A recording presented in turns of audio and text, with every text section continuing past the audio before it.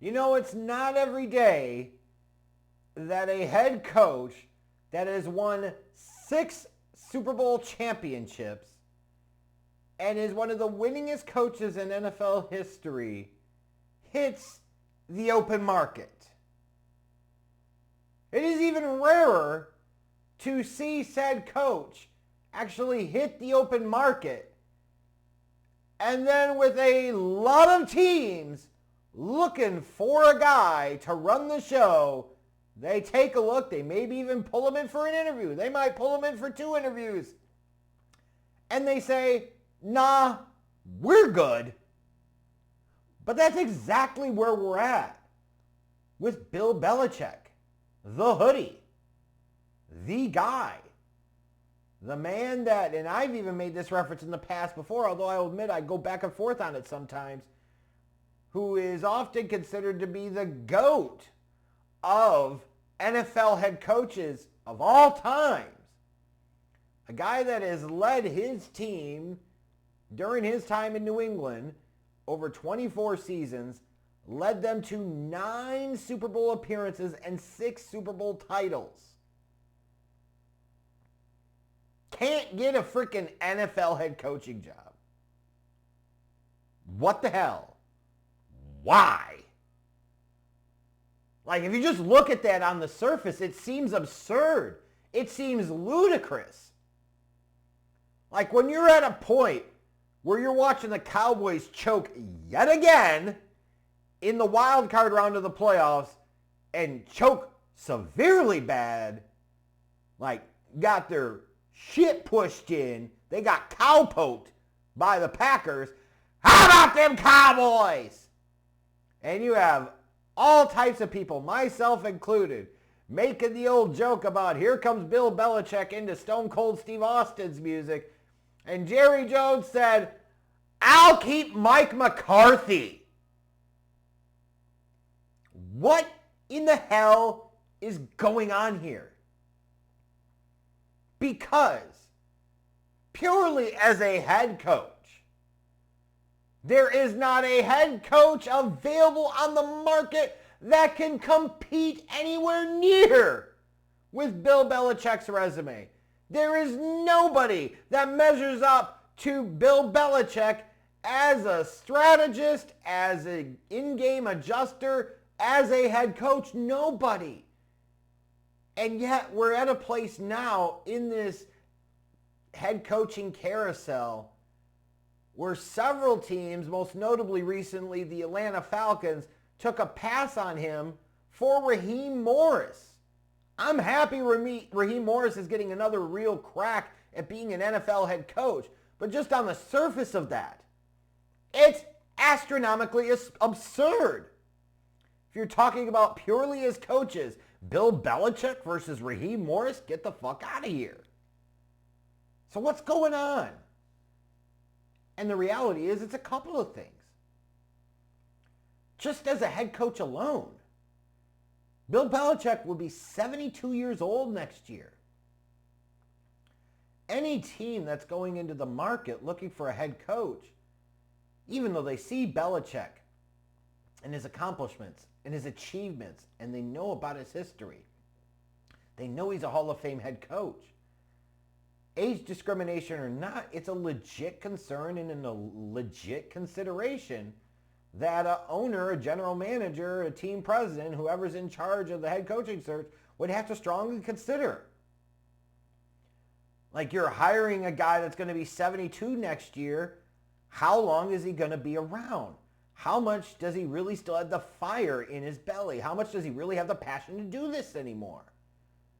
And would you have to be concerned about, hey, in 2 or 3 years he passes Don Shula on the all-time wins list, you're fucking seeing him walk away from the game and retire, and now you're right back to square one, especially if you don't have a clearly designated successor in the wings. I could certainly see for a number of teams, especially the teams that are really bad, that are thinking like, hey, we want to find that guy that could be around for a decade, 15, 20 years. Belichick's not going to be him. So for a couple of these teams, they sit there and say, nah, I'm good. And I understand it.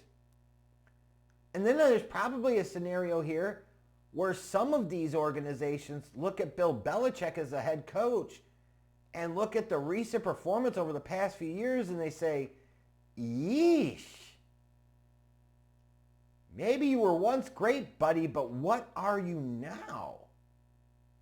And it's a completely, totally fair question, right? Because since Tom Brady left, what did Bill Belichick do with the Patriots? What, one playoff appearance in 4 years?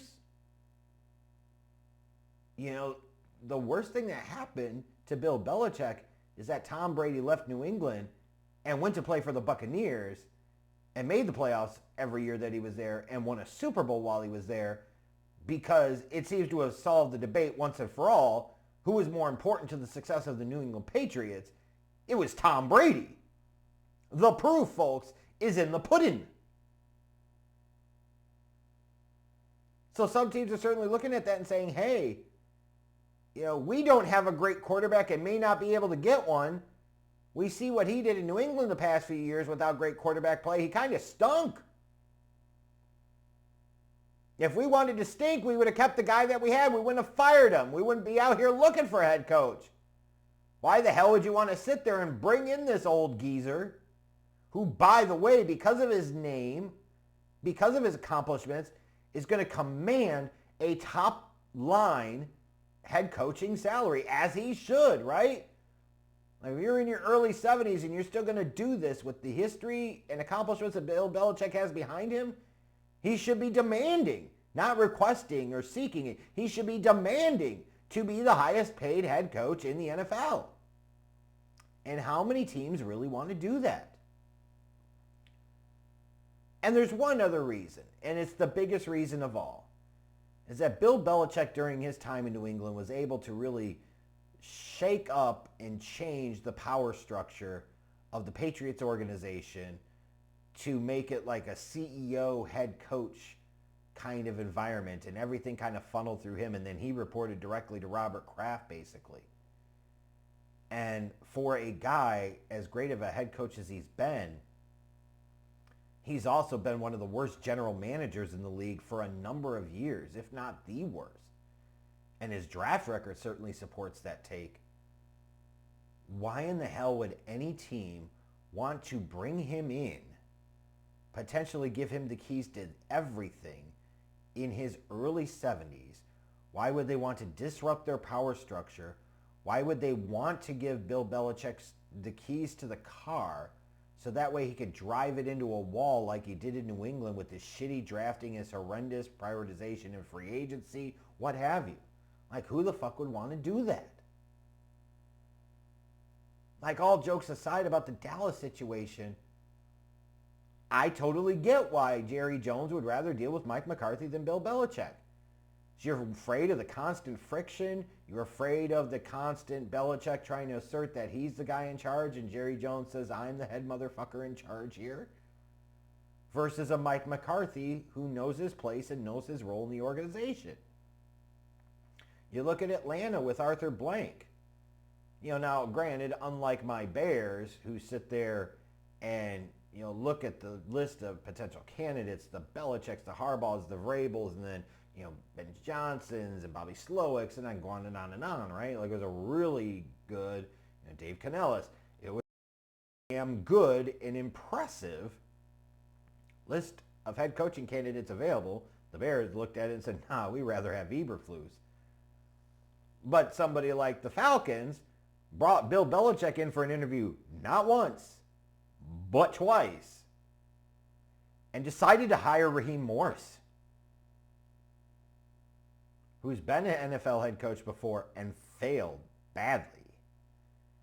Was previously the interim head coach a few years back for Atlanta and was okay, but didn't get the long-term job at that time. They decided to bring him back. They passed on a guy like Belichick. And it's because I think a lot of teams don't want to mess up their fucking power structure for him. They don't want to give him general manager powers that he certainly wants. And frankly, you don't want to give him. You question just what type of coaching staff he could put together at this point other than making sure nepotism reigns as he gives his son cushy spots on the staff. Because if you look at his history in terms of his coaching tree, it's not great, right? It's the Eric Manginis, it's the Josh McDaniels, it's the Bobs, Bill O'Brien, Matt Patricia, Brian Flores, Joe Judge. Like, if you're trusting him to build a quality staff at any of these other places, why the fuck would you? As a head coach, you wonder, like, just how good is he really at this point? And are you at a place where the game has passed him by? And oh, by the way, he'll be 72 this year.